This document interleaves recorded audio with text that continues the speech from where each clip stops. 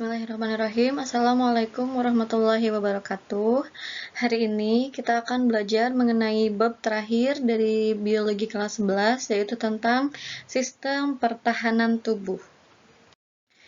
Sebelumnya kalian tahu nggak kalau tubuh anak atau balita itu sebetulnya rentan terhadap bakteri dan penyakit.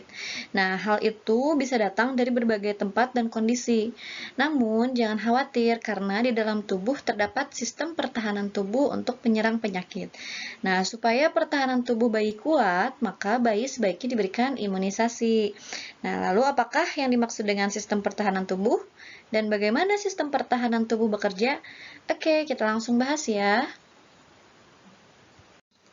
Jadi, komponen pertahanan tubuh itu ada dua macam, ada antigen dan ada antibodi. Yang pertama, kita akan bahas antigen atau disebut juga dengan imunogen.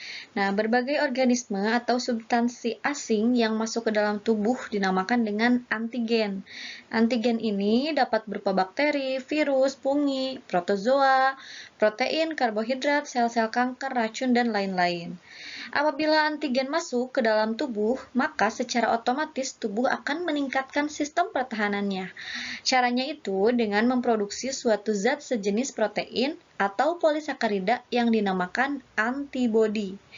Nah, jenis antigen ada tiga macam, yaitu heteroantigen, isoantigen, dan autoantigen. Selanjutnya ada yang kedua, yaitu antibodi atau disebut juga imunoglobulin. Antibodi adalah protein larut yang dihasilkan oleh sistem imunitas sebagai respon terhadap keberadaan suatu antigen yang tadi dan akan bereaksi dengan antigen tersebut. Nah, jenis-jenis antigennya ada macam ya, ada IgG, ada IgA, ada IgM, dan IgD dan IgE. Antibodi memiliki beberapa sifat, yaitu opsonin, antibodi yang bersifat merangsang serangan leukosit terhadap antigen atau kuman. Kemudian ada lisin, antibodi yang bersifat menghancurkan. Kemudian ada presipitin, antibodi yang bersifat mengendapkan antigen. Ada antitoksin, antibodi yang dapat menawarkan racun. Dan ada agglutinin, yaitu antibodi yang bersifat menggumpalkan antigen, agglutinogen, dan kuman. Untuk mekanisme pertahanan tubuh, bagaimana sih caranya? Oke, kita bahas ya. Mekanisme pertahanan tubuh itu ada dua macam, ada yang non-spesifik dan ada yang spesifik. Yang pertama, kita akan bahas mekanisme pertahanan tubuh non-spesifik. Di sini dibagi juga ada beberapa macam. Yang pertama, pertahanan yang terdapat di permukaan tubuh. Yang pertama ada pertahanan fisik. Nah, ini dilakukan oleh kulit dan membran mukosa. Kemudian ada pertahanan mekanis, dilakukan oleh rambut, hidung, dan silia. Ada pertahanan kimiawi yang dilakukan oleh sekret yang dihasilkan kulit dan membran mukosa, dan ada pertahanan biologis yang dilakukan oleh populasi bakteri dan tidak berbahaya yang hidup di kulit dan membran mukosa. Kemudian yang kedua ada respon peradangan atau inflamasi. Jadi peradangan ini merupakan reaksi tubuh terhadap agen yang merugikan. Dan respon peradangan dapat dikenali dari rasa sakit, kemudian kulit lebam, dan demam. Nah, tanda-tanda pokok yang menunjukkan terjadinya inflamasi yaitu kemerahan, panas, nyeri, dan pembengkakan. Selanjutnya, yang ketiga ada fagositosis, yaitu merupakan suatu mekanisme pertahanan yang dilakukan oleh sel-sel fagosit dengan jalan mencerna atau memakan mikroorganisme atau partikel asing yang masuk ke dalam tubuh. Ini sifatnya seperti mikroba ya, atau amuba ya, jadi yang bersel satu. Jadi dia memakan atau mencernanya itu dengan cara fagosit. Kemudian yang terakhir ada protein antimikroba, berfungsi melindungi tubuh melalui penyerangan mikroba langsung atau menghambat produksinya. Nah, protein antimikroba ini terdapat di air mata, saliva, dan mukosa.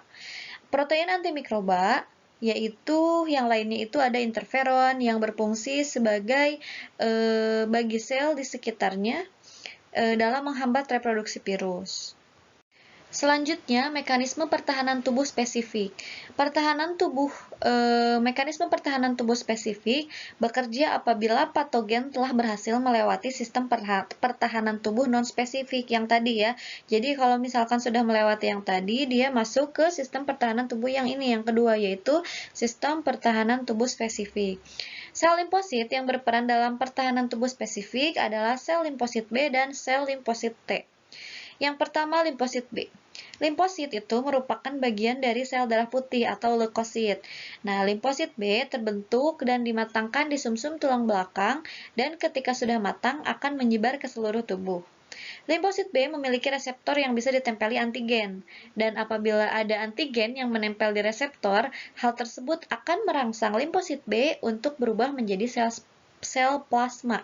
Nah, sel plasma inilah yang akan menghasilkan antibodi tadi. Satu jenis antibodi hanya bisa menyerang satu jenis antigen saja, jadi sifatnya spesifik ya. Kemudian yang kedua ada limfosit T. Limfosit T dibentuk di sumsum tulang belakang, namun pematangannya terjadi di kelenjar timus. Kelenjar timus merupakan bagian dari sistem limfatik atau limfa yang bertugas untuk memproduksi dan menyimpan sel-sel yang melindungi tubuh dari infeksi dan penyakit. Nah, jenis-jenis limfosit T itu ada sel T pembunuh, ada sel T pembantu, dan ada sel T supresor. Respon kekebalan tubuh ada dua macam, ada kekebalan humoral dan ada kekebalan selular. Kekebalan humoral melibatkan aktivitas sel B dan produksi antibodi yang beredar dalam plasma darah dan limfa. Dan antibodi yang beredar sebagai respon humoral bekerja melawan bakteri, virus, dan toksin yang ada di dalam cairan tubuh. Sedangkan kekebalan seluler melibatkan sel-sel yang bereaksi langsung terhadap sel-sel asing atau jaringan yang terinfeksi. Nah, kekebalan ini merupakan kekebalan yang ditunjang oleh sel T. Itu ya bedanya. Untuk fungsi kekebalan humoral dan seluler secara umum yaitu pengenalan, reaksi, dan pembuangan. Itu ya, prosesnya. Selanjutnya kita akan membahas mengenai kelainan sistem imunitas. Ada alergi, ada autoimun atau autoimunitas, dan ada AIDS. Untuk alergi itu merupakan suatu reaksi kekebalan tubuh terhadap suatu hal. Substansi yang dapat memicu alergi disebut dengan alergen. Jadi substansi yang dapat menyebabkan infeksi misalnya gigitan serangga, debu, bulu hewan, obat-obatan, serbuk sari, dan jenis makanan tertentu. Jadi ini alergi itu setiap orang memiliki macam-macam alerginya ya. Ada yang misalkan alergi terhadap serangga, ada obat-obatan, serbuk sari, dan lain sebagainya. Kemudian yang kedua ada autoimun atau autoimunitas merupakan gangguan pada sistem kekebalan tubuh saat antibodi yang diproduksi justru menyerang sel-sel tubuh sendiri karena tidak mampu membedakan sel tubuh sendiri dan sel asing. Jadi yang seharusnya antibodi itu memproduksi atau menyerang racun, kuman, dan bakteri, tapi dia malah justru menyerang sel-sel tubuh sendiri karena dia tidak mampu gitu membedakan sel tubuh sendiri sama sel asing yang datang. Nah, itu yang disebut dengan autoimun atau autoimunitas. Yang ketiga adalah AIDS, merupakan penyakit yang disebabkan oleh virus HIV. Penyakit ini belum ditemukan obatnya dan HIV ini menyerang pada kekebalan tubuh manusia. Jika seseorang terinfeksi HIV, maka kekebalan tubuhnya akan menurun secara drastis dan tubuhnya akan mudah terserang penyakit.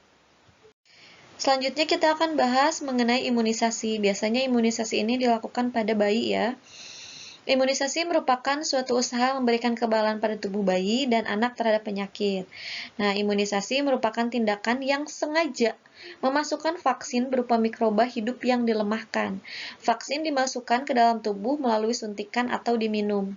Setelah vaksin dimasukkan ke dalam tubuh, sistem pertahanan tubuh akan bereaksi membentuk antibodi, dan imunisasi merupakan salah satu pencegahan penyakit infeksi serius yang paling efektif.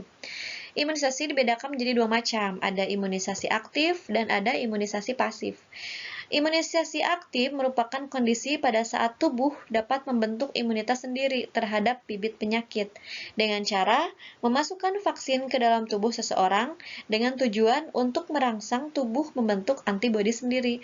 Contohnya imunisasi polio dan campak. Kemudian untuk imunisasi pasif merupakan imunisasi yang terjadi pada saat tubuh memperoleh imunitas dengan cara menyuntikkan serum yang mengandung antibodi terhadap suatu penyakit ke dalam tubuh.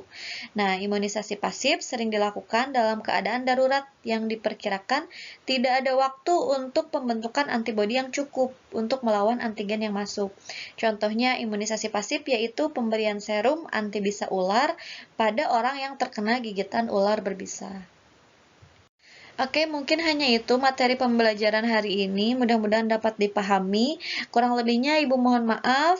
Jika ada yang mau ditanyakan, silahkan bertanya di forum Google Classroom. Terima kasih. Wassalamualaikum warahmatullahi wabarakatuh.